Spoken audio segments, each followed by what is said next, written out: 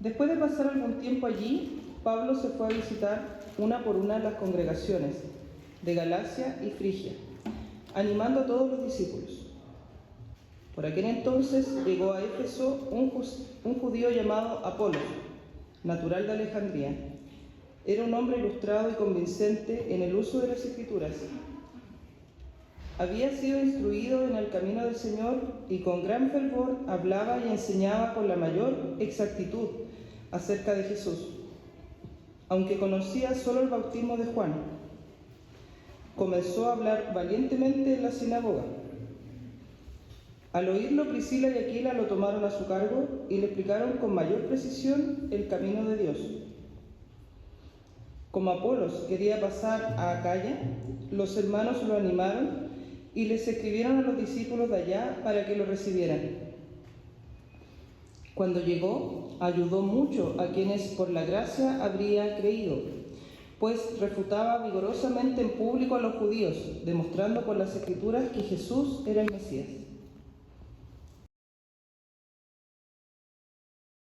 Mientras Apolos estaba en Corinto, Pablo recorrió las regiones del interior y llegó a Éfeso. Allí encontró a algunos discípulos. ¿Recibieron ustedes el Espíritu Santo cuando creyeron?, les preguntó. No, ni siquiera hemos oído hablar del Espíritu Santo, respondieron.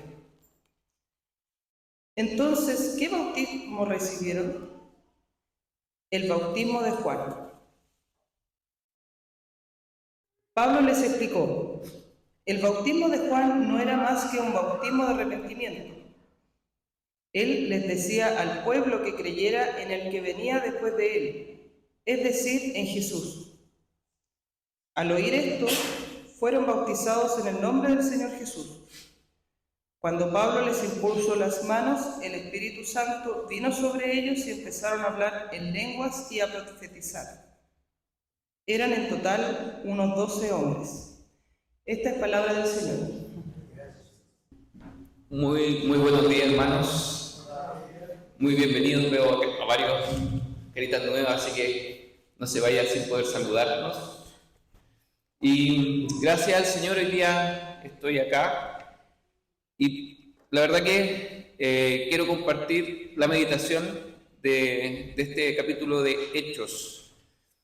Durante algún tiempo, en este año he tenido la oportunidad de reflexionar acerca de un libro, que es El conocimiento del Dios Santo. No sé si lo conocen. De J.I. Packer. Muy recomendable, porque él nos lleva a pensar acerca de conocer realmente a Dios. Y el autor nos invita a ver la diferencia entre conocer a Dios y saber de Dios. El primero implica una relación con el Creador de todo el mundo, y el segundo simplemente saber de su existencia. Packer comienza ilustrando esto con las personas que están en los balcones, los que saben acerca de Dios.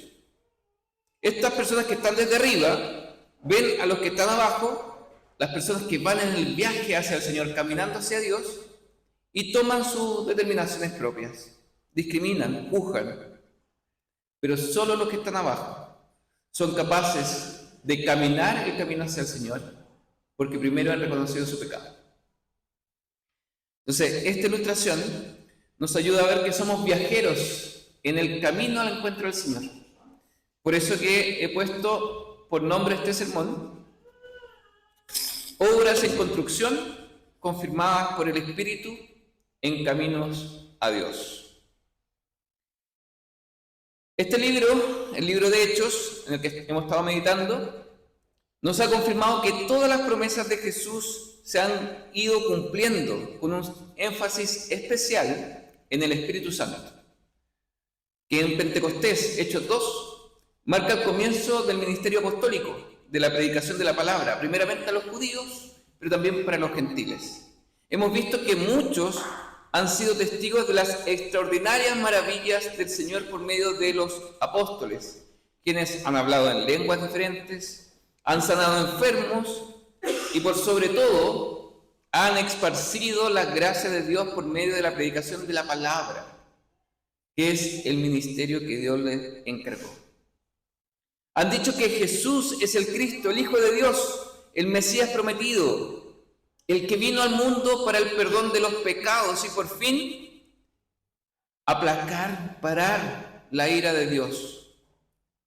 Jesús es el que bautiza en el fuego del Espíritu Santo. Jesús es la promesa hecha hombre, para que todo hombre, por medio de él, reciba el perdón y la llenura del Espíritu Santo que trae la definitiva paz con Dios. Así que oremos, hermanos, para comenzar esta meditación. Amado Padre Celestial, Rey Todopoderoso y Eterno, venimos a tu presencia para suplicarte la humildad necesaria para aprender de ti y de tu gran amor que nos has dado por medio de Jesucristo. Te pedimos que abras nuestros corazones para que tu palabra produzca los cambios necesarios en nuestra vida para llegar a ser más parecidos a Cristo, amándote más, sirviendo más a nuestros hermanos y acompañándonos en el camino. Te pedimos por favor que avives el fuego del Espíritu Santo que has puesto en nosotros para confirmar nuestra fe y vernos fortalecidos en ti. En el glorioso nombre de nuestro Señor Jesucristo y en sus méritos oramos. Amén.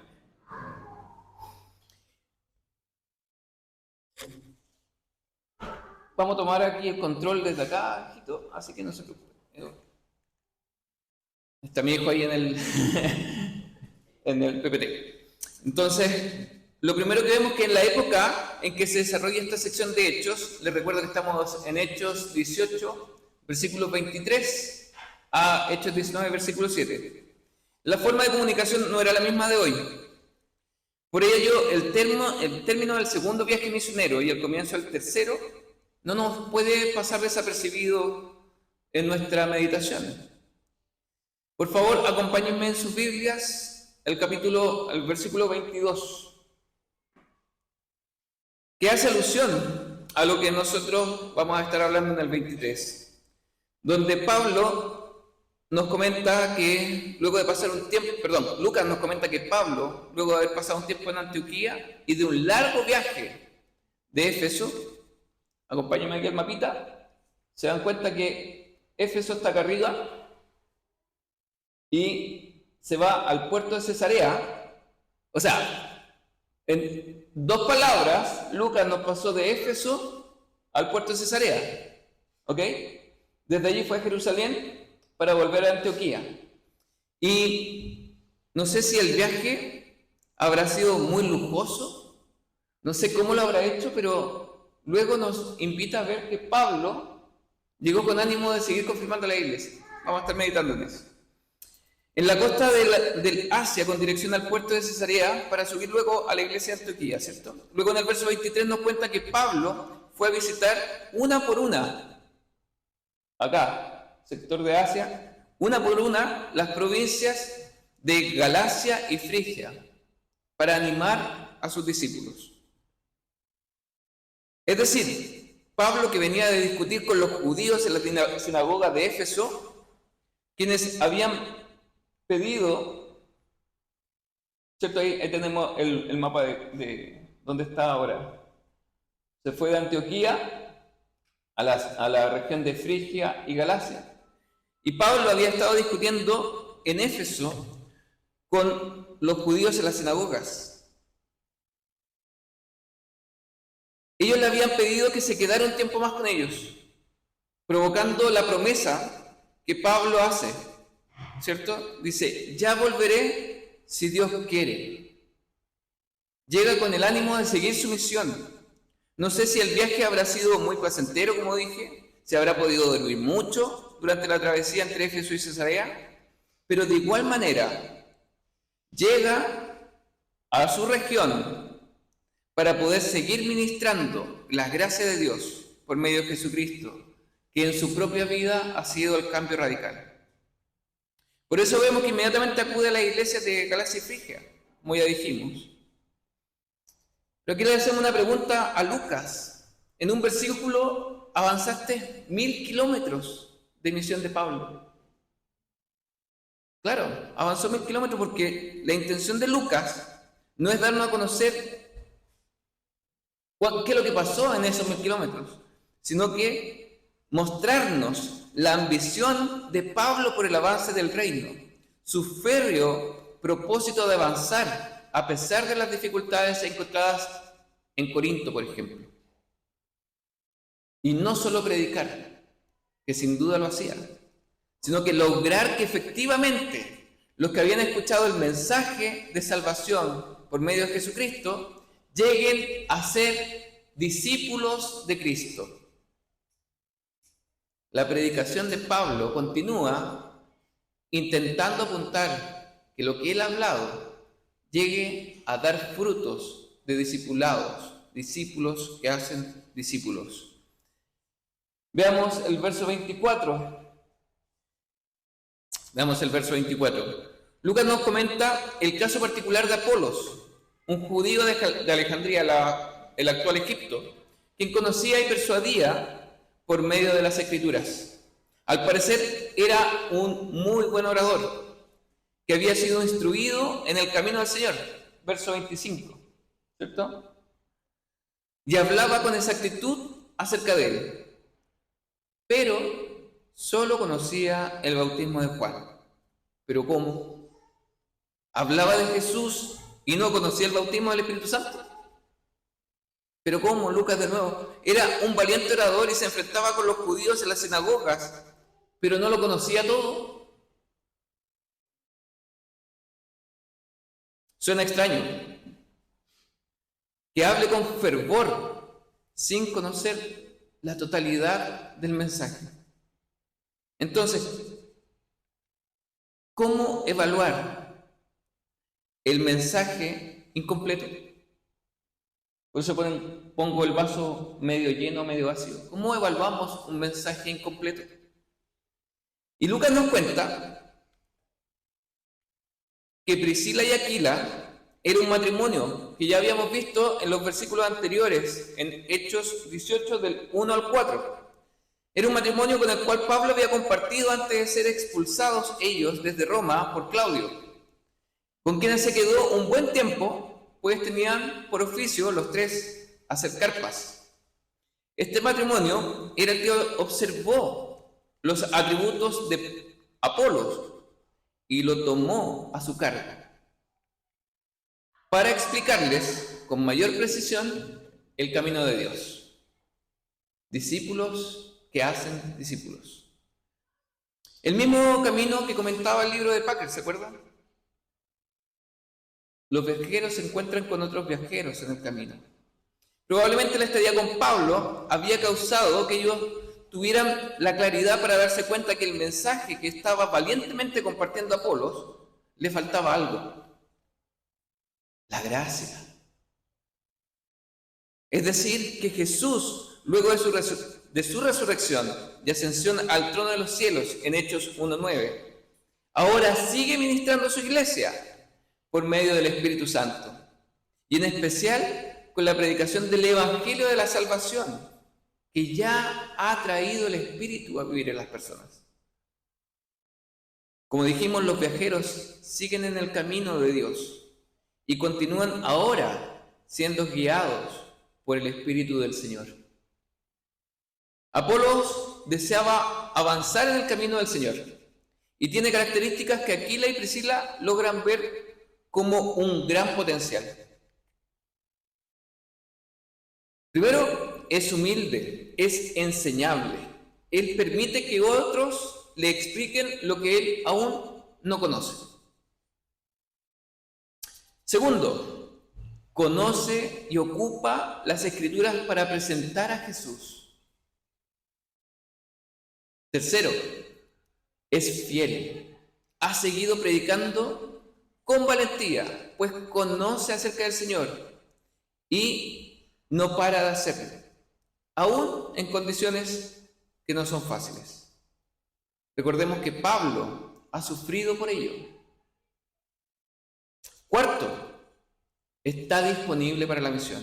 Más aún, está ansioso de continuar predicando, ahora con mayor precisión.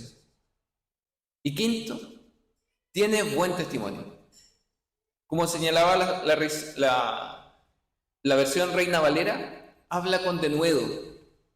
de nuevo que tiene que decir, que tiene que ver con que no tiene cola que le pisen. No pueden hablar mal de él, pues su vida testifica que lo que dice es coherente con lo que hace.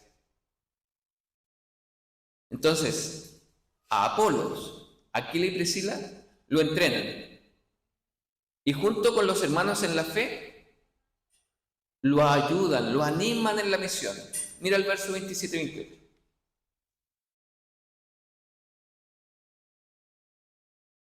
Me recuerda a lo que Bernabé hizo por Pablo al acompañarlo y presentarlo frente a los demás apóstoles al inicio de su misión como apóstol. Otro hermano lo encaminó para que los demás apóstoles recibieran a Saulo como un hermano en la fe, que ahora conocemos como Pablo. La iglesia, viendo el potencial de Apolos y siendo perfeccionado al ser instruido en el camino de Dios por Priscila y Aquila, lo anima para llevar esta bendición, que es la gracia del Señor, a otros. Mira el verso 28. Aquí podemos ver el éxito del entrenamiento que tuvo Apolos, pues dice que fortaleció a los creyentes en Acaya, ayudó a los creyentes. Parte de la actual Grecia, cercana a Corinto, y tenía la valentía de refutar en público a los judíos. Y esta palabra es maravillosa. Demostrando por medio de las Escrituras que Jesús es el Mesías. La instrucción de Apolos en términos prácticos ahora daba un fruto también en las iglesias. ¿No es esto por lo que Pablo también ha dado su vida?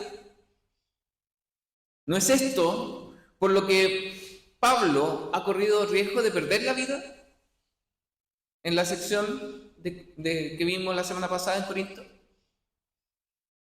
Pues Apolo tuvo éxito. Priscila y Aquila tuvieron éxito. La iglesia completa tuvo éxito. Porque cuando un nuevo discípulo hace que otros conozcan acerca de Jesús como el Mesías, significa que el discipulado fue un éxito.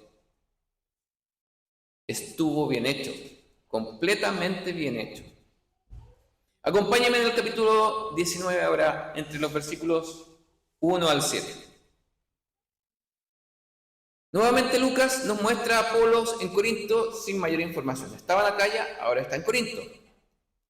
Apolos parece que no solo era valiente, sino que le gustaba meterse en la pata de los caballos. Fue a Corinto, la misma ciudad en la que el Señor le había hablado a Pablo para confirmar que debía predicar porque él tenía personas que debían escuchar el mensaje en aquella ciudad. Pero créanme que no era nada fácil caminar entre tanto pecado.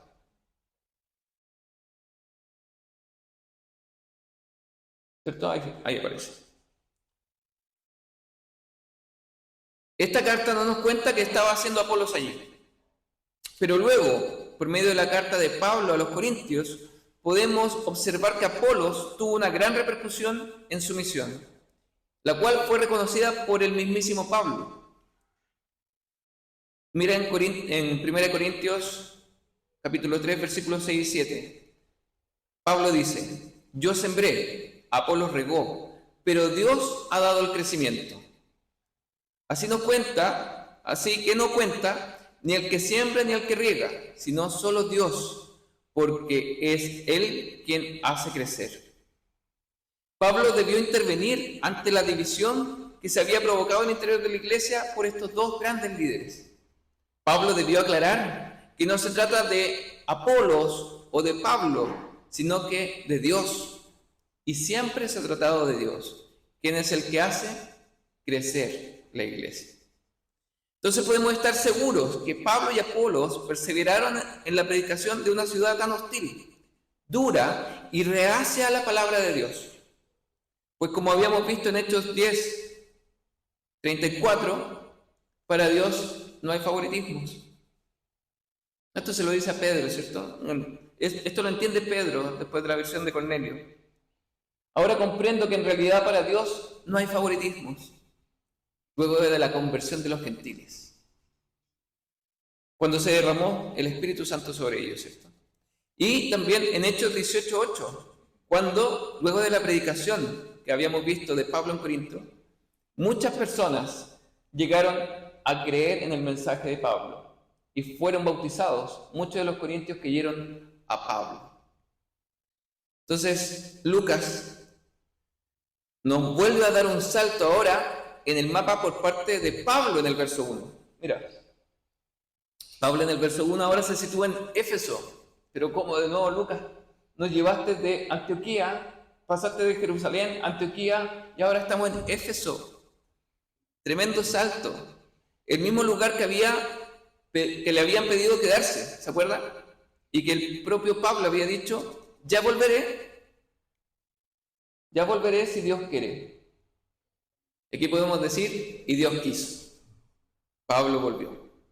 Allí se encuentra con 12 hombres. Versículo 7, ¿cierto? Sabemos que eran 12 hombres.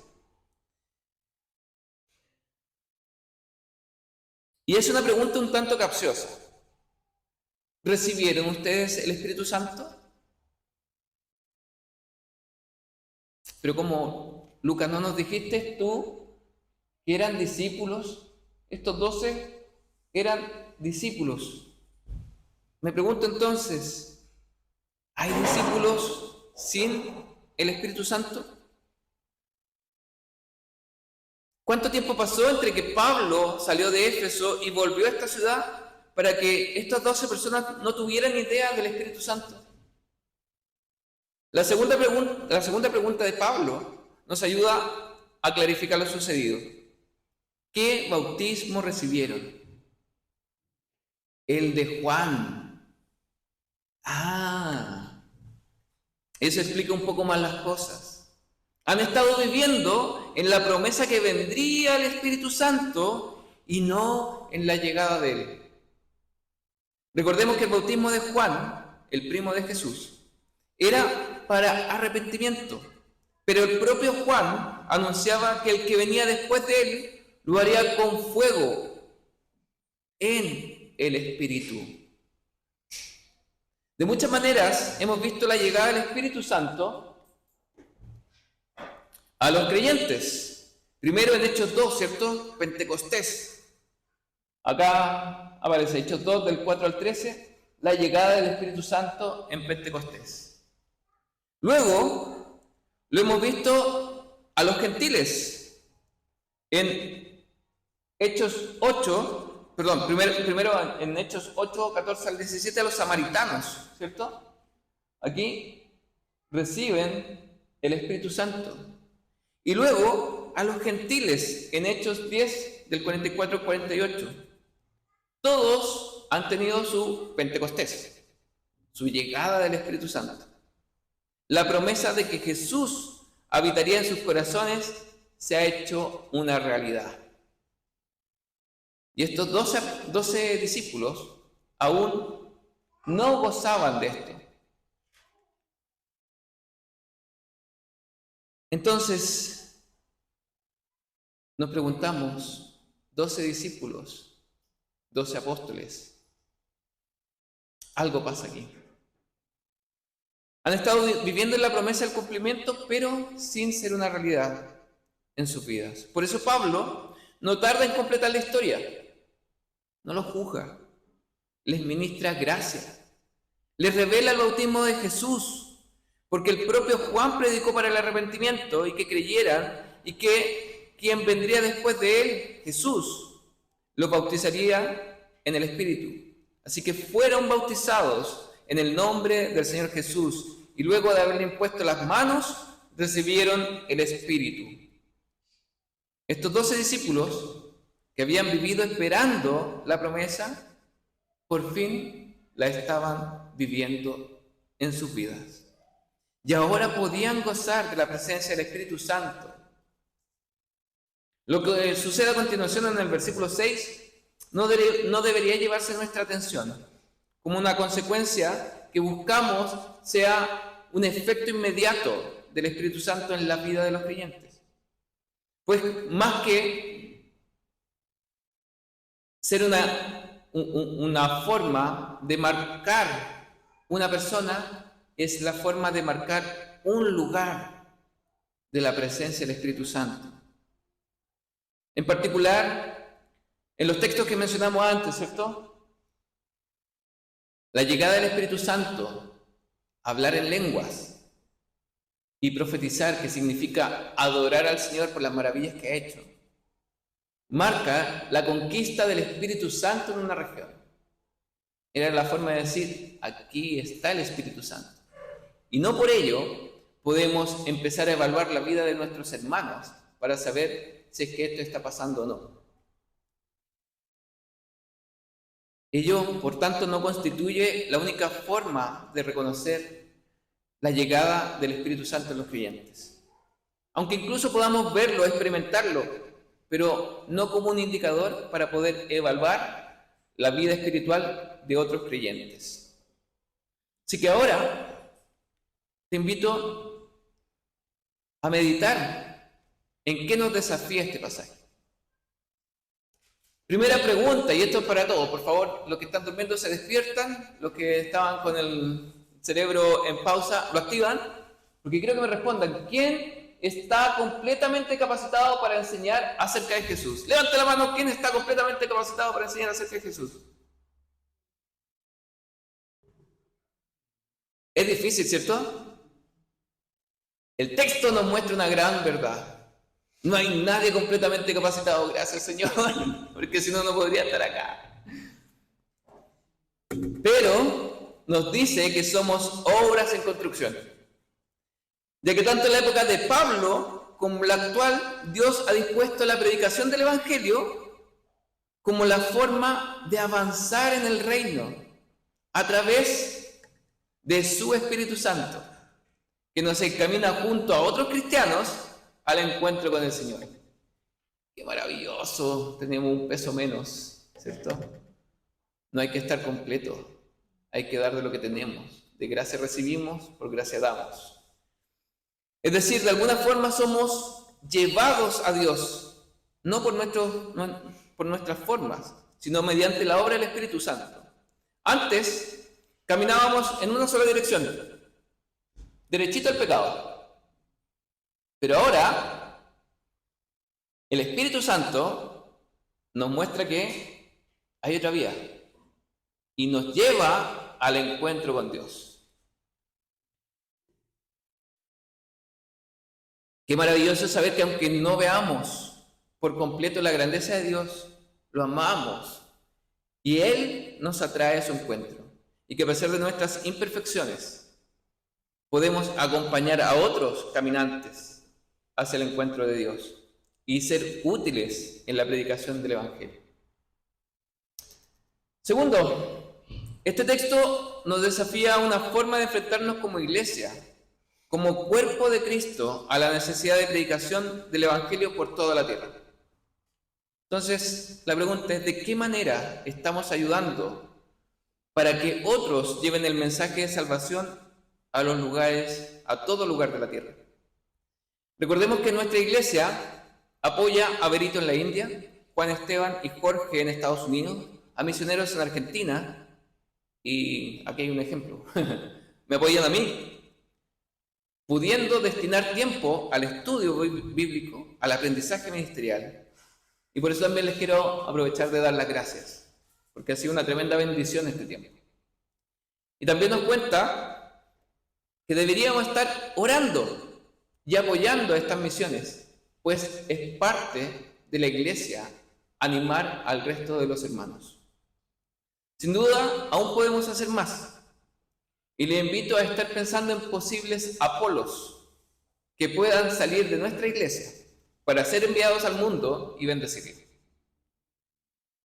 Tercero, siendo parte de la misión de Mateo 28:19. Por tanto, vayan y hagan discípulos de todas las naciones, bautizándolos en el nombre del Padre y del Hijo y del Espíritu Santo. Así lo comprendieron Aquila y Priscila. Fueron discípulos de Pablo, quien a su vez también discipularon a Apolo. quien llegó a discipular a muchos más. Y los 12 de Éfeso eran discípulos que conocían a Juan. Y Juan era discípulo de Cristo. Es decir, finalmente somos todos discípulos de Cristo. Y a Él es donde debemos encaminar nuestro discipulado. Muy probablemente estos 12 hombres son el inicio de la predicación en Éfeso. Lo sabemos porque después Pablo le escribe una carta a la iglesia de Éfeso. Así que, así como los 12 partieron en Pentecostés, otros 12 estaban en Éfeso ahora capacitados mediante el Espíritu Santo para hablar las maravillas de Dios. Cuarto, me corrí uno, ya lo había puesto. ¿Cómo evaluar con amor y prudencia el camino de nuestros hermanos para saber en qué parte del camino de Dios se encuentran? No para juzgarlos, sino para apoyarles y animarles a perseverar en la fe. Lo vemos con la actitud de Pablo, que no corrige a los 12 de Éfeso, ni cuestiona por qué no saben acerca del Espíritu Santo, sino que les ministra gracia, les revela la llegada del Espíritu Santo y los bendice con la buena noticia de que ya podían estar encaminados por la fuente misma de la salvación que es Cristo viviendo en sus corazones. Finalmente, hermanos, los resultados comprueban el éxito. ¿En qué podemos estar fijándonos para saber si estamos avanzando correctamente? En los resultados.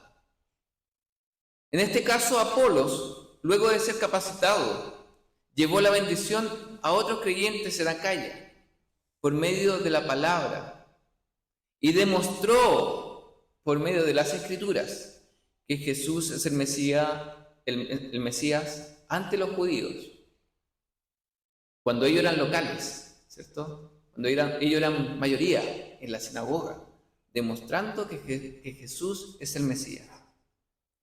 En el caso de los 12, cuando recibieron el sello del Espíritu Santo y finalmente alabaron a Dios, hablaron sus maravillas, dieron testimonio de la fe que habían recibido. Entonces la pregunta es, en tu vida, ¿a qué te está moviendo el Espíritu Santo?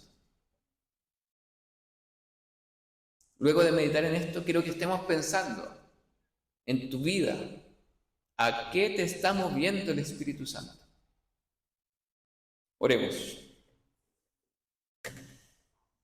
Gracias, Señor, por este tiempo reflexionando en tu palabra. Te doy gracias por el Espíritu Santo que nos guía a la verdad y da testimonio de que somos tus hijos. Te pedimos para que estas palabras sean fuente de nutrición espiritual y que puedan afectar nuestras vidas para dar frutos de amor en esta tu congregación, haciéndonos más sensibles a apoyar a los demás y sostener a los necesitados, para que tu nombre sea conocido en toda la tierra y muchas más personas puedan confesar que Jesús es el Mesías, el Señor, el Salvador. En tu nombre oramos. Amén.